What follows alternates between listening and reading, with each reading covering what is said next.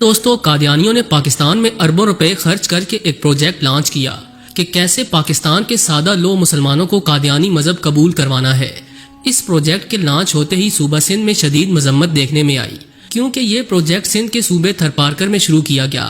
اس project کو کون funding کر رہا ہے اور اس کے مکروہ عزائم کیا ہے، یہ سب کچھ آج کی اس ویڈیو میں ڈسکس کیا جائے گا، لہٰذا ویڈیو کو آخر تک ضرور دیکھیے گا۔ ویڈیو کو لائک اور چینل کو سبسکرائب کرنا ہرگز نہ بھولیں۔ تو آئیے چل کر موضوع کا باقاعدہ آغاز کرتے ہیں۔ پیارے دوستو، صوبہ سندھ کے ضلع تھرپارکر میں قادیانیوں کی مکروہ اور خفیہ کارروائیاں جاری ہیں۔ قادیانیوں نے کروڑوں روپے خرچ کر کے تھرپارکر جانے والی سڑک کے کنارے کئی ایکڑ زمین خرید کر وہاں ایک اسکول بنایا، جس میں قادیانی استاد مقرر کیے گئے جو کہ طلباء کو قادیانیت کے عقائد سکھاتے ہیں۔ ان اساتذہ کی باقاعدہ نگرانی کی جاتی ہے اور ان اساتذہ کو بھاری معاوضہ یعنی سیلری دی جاتی ہے۔ قادیانی اس علاقے میں اپنے عقائد پھیلانے کی بھرپور کوشش کر رہے ہیں اور اس کے لیے وہ غریب عوام کو روٹی، کپڑا اور علاج معالجے کی سہولیات دینے کی آفر کرتے ہیں اور اس کے بدلے میں انہیں قادیانی مذہب میں شامل کر لیتے ہیں۔ دوسری طرف ہم مسلمان اکثر اس بات کی پرواہ ہی نہیں کرتے کہ کون قادیانی ہے اور ہم کس طرح سے قادیانیوں کے ساتھ لین دین کر کے ان کا ساتھ دے رہے ہیں۔ جیسا کہ پاکستان میں موجود شیزان کمپنی کا مالک قادیانی ہے، لیکن اکثر مسلمان شیزان کی پروڈکٹس خریدتے ہیں، لہٰذا ان پروڈکٹس کا جو پیسہ قادیانیوں تک پہنچتا ہے اس کا ایک بڑا حصہ وہ اپنے مذہب کی تبلیغ کے لیے استعمال کرتے ہیں۔ اور اب تھرپارکر میں اسکول کھول کر عوام کی غربت اور حالات کا فائدہ اٹھاتے ہوئے انہیں بھی اپنے مذہب میں شامل کر رہے ہیں تاکہ وہ اپنے گروہ کی تعداد میں اضافہ کر سکیں۔ لیکن غور کیا جائے تو اس میں صرف قادیانی قصوروار نہیں، بلکہ وہ سب مسلمان جو کہ تھرپارکر کی عوام کے حالات بہتر کرنے کے لیے کام کر سکتے تھے، لیکن ان مسلمانوں نے کچھ نہیں کیا، وہ بھی اس میں برابر کے شریک ہیں۔ عوام کا ایک بڑا حصہ حالات سے تنگ آ کر قادیانیوں کے گروہ میں شامل ہونے پر راضی ہو جاتا ہے، کیونکہ انہیں بدلے میں پیسے اور زندگی گزارنے کی بنیادی سہولیات فراہم کی جاتی ہیں، جبکہ مسلمان اپنی عوام سے نظریں پھیر کر بس ایک دوسرے کی پگڑیاں اچھالنے میں مصروف ہیں۔ معزز دوستو، اگر قادیانیوں کے بارے میں بات کی جائے کہ دراصل یہ کون ہے، کیا یہ مسلمان ہے یا کافر یا پھر مسلمانوں کا کوئی فرقہ؟ دراصل قادیانیوں کا عقیدہ کچھ یوں ہے کہ وہ حضرت محمد صلی اللہ علیہ وآلہ وسلم کو آخری نبی نہیں مانتے۔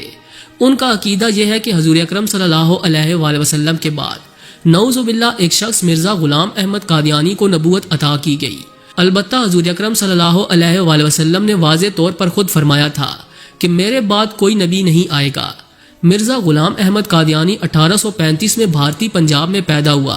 اس نے احمدیہ مذہب کی بنیاد رکھی اور اپنی کچھ کتابیں بھی لکھی، جس میں اس نے یہ دعویٰ کیا کہ اس پر اللہ تعالیٰ کی طرف سے وحی اترتی ہے اور اسے وحی کے ذریعے مستقبل کے بارے میں کچھ باتیں بتائی جاتی ہیں۔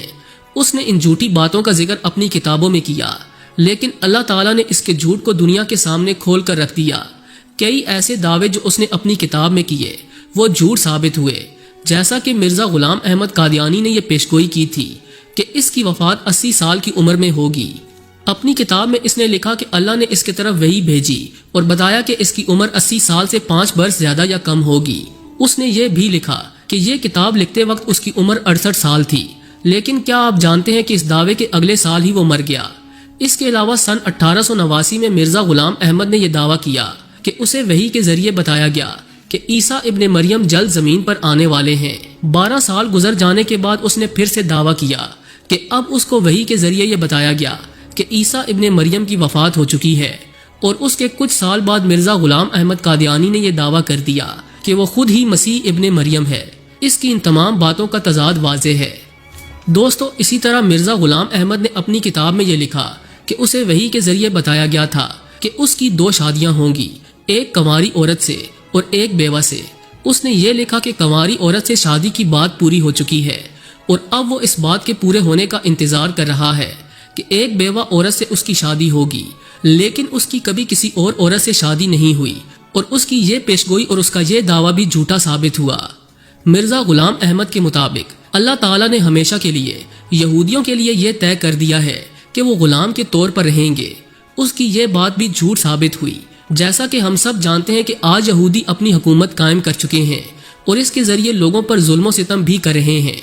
اس کے علاوہ مرزا غلام احمد قادیانی نے اپنی کتاب میں دعویٰ کیا کہ خدا نے اس سے وعدہ کیا تھا کہ اسے 4 بیٹے دے گا اور ان چاروں کو لمبی عمر دی جائے گی اس کے 4 بیٹے تو ہوئے لیکن ان میں سے احمد چھوٹی عمر میں ہی فوت ہو گیا۔